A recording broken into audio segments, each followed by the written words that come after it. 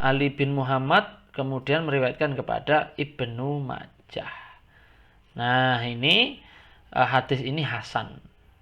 Jadi mintalah pada Allah ilmu yang bermanfaat dan minta perlindungan kepada Allah dari ilmu yang tidak bermanfaat.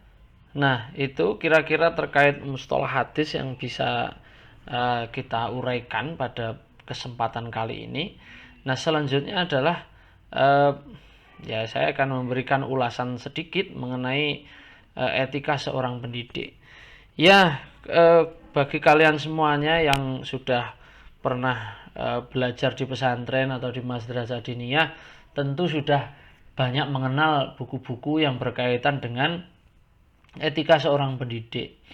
Ada kitab yang judulnya itu Etika Seorang Pendidik, yaitu namanya Adabul Muta'alim. Ada kitab yang berjudul Ta'limul Muta'alim. Ada kitab yang berjudul Adabud Dunya Waddin. Ada kitab yang berjudul Wasoya. Ada kitab yang berjudul Minhajut Thalibin dan sebagainya. Semuanya di situ menjelaskan bagaimana idealnya seorang pembelajar atau seorang yang belajar ilmu pengetahuan itu. Saya pikir bahwa kaitannya etika itu adalah sesuatu yang universal ya. Jadi kita tidak bisa mengklaim bahwa persoalan pendidikan etis atau persoalan etika itu hanya melulu diajarkan oleh Al-Quran dan hadis, begitu saja tidak. Etika itu sesuatu yang sangat universal ya. Jadi bahkan mungkin kalau boleh saya katakan ya, di luar Islam sendiri pun, di luar ajaran Nabi Muhammad, di kebudayaan Tiongkok, di kebudayaan India, di kebudayaan Jawa kuno misalnya, itu bagaimana etika dan tata cara atau pendidikan moral bagi seorang santri atau bagi seorang murid itu sudah diajarkan, dan semuanya memiliki pola yang ya kurang lebih sama ya, memiliki pola yang kurang lebih hampir sama. Jadi bahwa seorang pembelajar itu harus, ini yang paling paling kelihatan sekali, paling ketoro begitu, yaitu adalah seorang murid harus berbakti kepada gurunya melebihi orang tuanya begitu. Wah, itu bukan hanya di Islam. Kalau kalian pernah menonton filmnya Pendekar Raja Wali itu, nah, di situ di tokoh dunia persilatan ada Timur Sesat, Racun Barat, Pengemis Utara, Raja Selatan, Dewa Pusat, pemimpin kelompok Wutang, Wang Chongyang dan sebagainya. Itu di situ kita akan bisa melihat bagaimana hubungan antara murid dengan guru itu, bagaimana ta'zimnya seorang.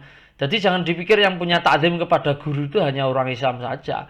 Terus kemudian kita semena-mena mengklaim bahwa hanya Islamlah yang sempurna, yang mengajarkan semua akhlak itu orisinil di dalam.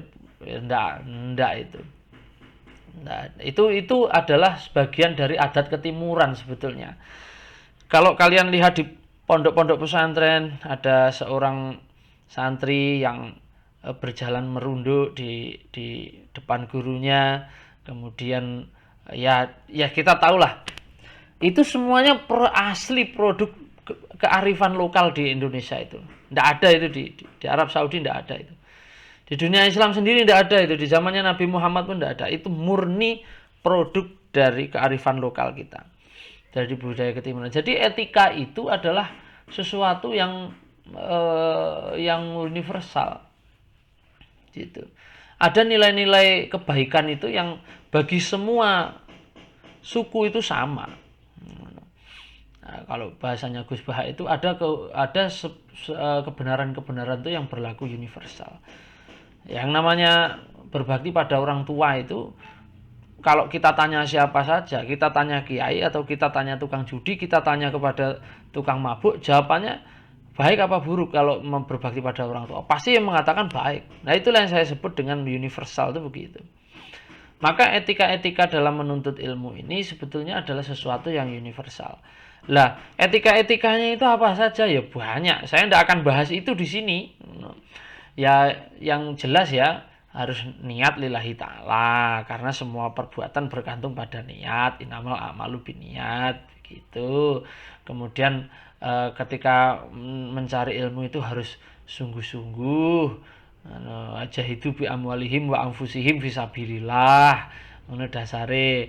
Dan ketika menuntut ilmu itu harus taat kepada guru. Dasarnya di dalam Al-Qur'an atiullah atiur rasul wa ulul amri. Ulul amri itu orang yang memiliki memiliki kapabilitas dan wewenang untuk memiliki otoritas dan kapabilitas untuk menjalankan bidang yang dikuasainya.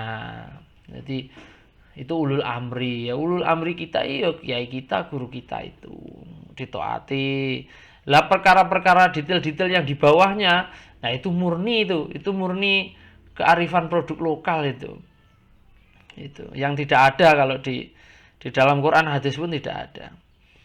Nah, intinya adalah begini, saya ingin mengaitkan dengan yang kemarin itu, bahwa dalam konsep guru dan murid ya, karena kalian ini di jurusan PAI Pendidikan Agama Islam, kalian sekarang mungkin kalian mahasiswa, nanti suatu saat kalian akan menjadi seorang guru. Kita kemarin sudah belajar etika seorang pendidik, terus sekarang kita belajar bagaimana etika seorang peserta didik. Yang terpenting adalah dalam posisi masing-masing kita harus menggunakan aturan milik kita. Jangan memakai aturan milik orang lain. Itu yang menurut saya paling penting untuk digunakan. Kalau kita menjadi seorang guru, maka pakailah aturan mainnya guru. Jangan memakai aturan mainnya murid. Apa itu Pak? Contohnya, kalau kita itu menjadi guru, maka ya kita harus melihat aturan mainnya seorang guru. Apa itu? Guru harus punya ilmu, harus punya wawasan tinggi. Guru ora oleh goblok. Kalau guru itu tidak benar-benar menguasai secara penuh ilmu yang dikuasainya, maka dia harus meningkatkan kualitas ilmunya, profesionalitasnya. Kalau dia kepribadiannya belum baik, dia itu ngajar orang biar jadi baik kok, kepribadian ya harus baik. Ya saya harus berjuang untuk menjadi pribadi yang baik. Begitu. Kalau misalkan saya ini kurang humanis atau kurang sosial kepada anak-anak saya, ya saya harus upayakan biar saya itu menjadi baik. Jadi yang dituntut kepada dirinya, tuntutan kepada dirinya itu adalah tuntutan idealisme seorang pendidik juga.